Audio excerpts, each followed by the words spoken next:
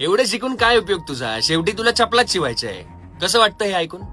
राग आला असेल ना? पण तुमच्यासाठी तर भारतातलं कास्टिझम संपलंय, नाही का?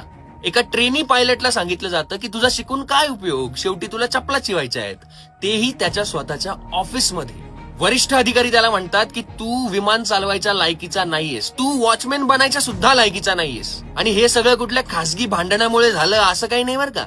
हे सगळं झालं कारण की वरिष्ठ अधिकाऱ्याला ट्रेनी पायलटची जात कळाली म्हणून. आणि हे सगळं होतंय एका जागतिक दर्जाच्या एअरलाइन्स मध्ये. आता तुम्ही मला सांगा की जाती आधारित आरक्षण का नको? कारण तुमच्यासाठी माणूस कितीही मोठा झाला, त्याने कितीही पैसे कमवले, तरीही तो खालच्या जातीचाच राहतो, नाही का?